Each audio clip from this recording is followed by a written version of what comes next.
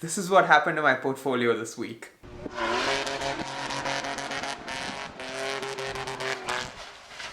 Hey everyone, welcome back to Finance with Arjun. Not gonna lie, this was quite a painful week. I saw all of my gains from these last few months disappear right before my eyes. So I thought I'd talk about what exactly happened this past week, why there was such a massive sell-off, and what you can do to manage your money during times like these. Let's start with a quick recap of recent events, looking at the Nasdaq index. This is basically an index of around 2,500 different stocks that are more weighted towards the tech sector. This index fell about 5% just this past week, from the 13,600 range to the high 12,000 range, and that's a pretty steep drop for just a few days. It even reached correction territory, which is a 10% drop from its previous high. We were dropping basically all through the week except for Friday, where the markets were like, alright, I see all of your wounds. Here is a tiny little band-aid for your troubles, and it eked out a small little gain to close out the week. It was a similar story for the Dow and the S&P 500 as well, except that the drops weren't as pronounced as the tech-heavy Nasdaq. This had people freaking out, saying things like, oh, this is the beginning of the end, sell everything, this is March 2020 all over again. So much so that the hashtag stock market crash was trending on Twitter. But what really caused the decline? It's gonna take some explaining, so please try and stay with me here. The major cause was an increase in bond yields.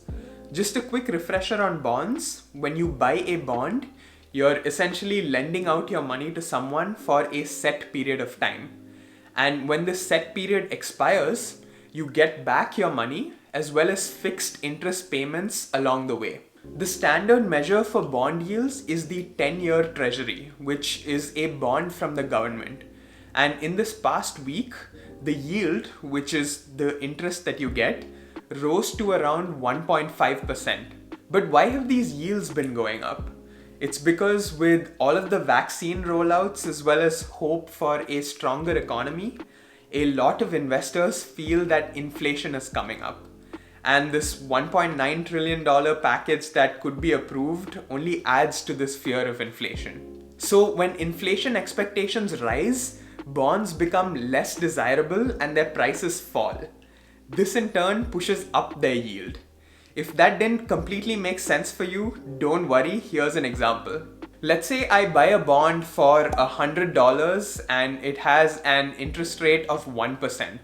That means I'll be getting a $1 payment every year until the bond matures. But if I feel like there's inflation coming up, I don't want to be stuck with a bond paying me only $1 every year, because it's going to be worth less and less in the future.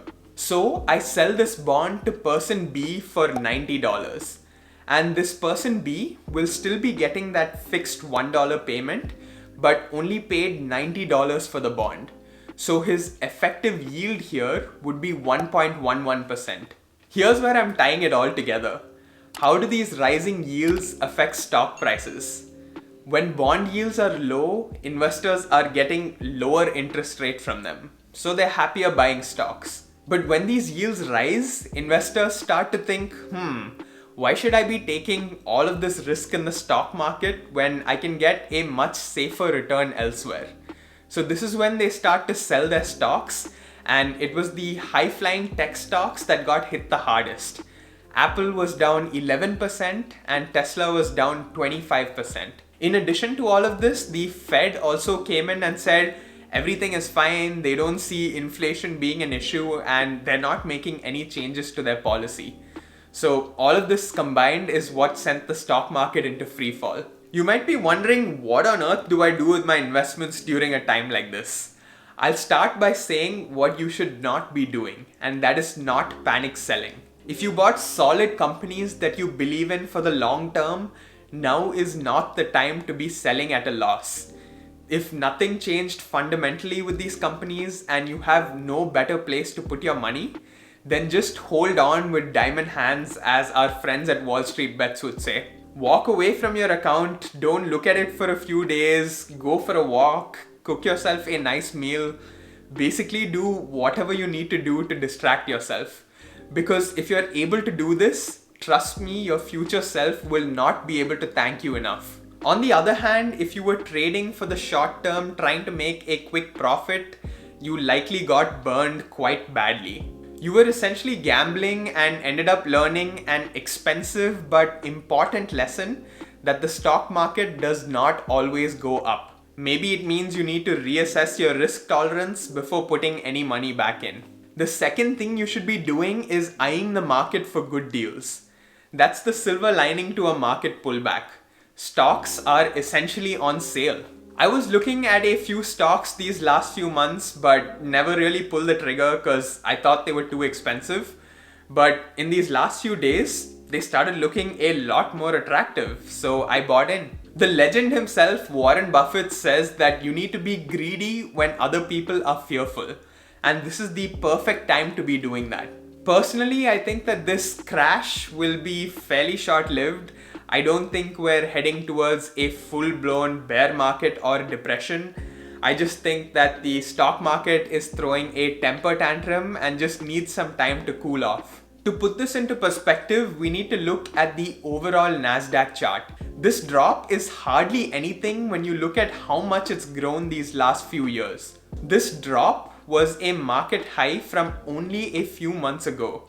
So I think all of this talk about a market crash is a bit of an overreaction, because in my opinion, it'll have to drop a lot more before we start ringing serious alarm bells. If I'm being honest, I'm actually quite happy that a correction is happening because some stock valuations were starting to get a little crazy. So this is actually quite healthy because continuous upward growth without any pullbacks is not sustainable. Sure, it might not be great in the short term, but I feel like in the long run, we all benefit. That's why I keep emphasizing these three words on the channel. Long-term investing. That's the best way to do it. Whether this is the beginning of the crash or the end, no one really knows. Maybe with the passing of the stimulus bill, some of that money works its way into the stock market and it rises next week. Or maybe investors are still spooked by inflation and the rising bond rates that markets continue going down. The only thing you can do is have faith in your investing strategy and just ride this out. If you see any deals out there in the market, now is the time to take advantage and add to your portfolio. If you're looking to do just that, I leave my Webull link in the description box down below and you get 2 free stocks for signing up. And Webull actually has a pretty awesome promo going on right now. If you're investing with an other brokerage and you transfer stocks over to Webull, you can get up to 25 free stocks at the highest tier. That's a minimum of $225 at that tier, so if you're interested in that, do check it out. Alright, with that, I hope you found value in this video. If you did, don't forget to gently tap that like button on your way out. It really means a lot. Have a great day and I will see you in the next one.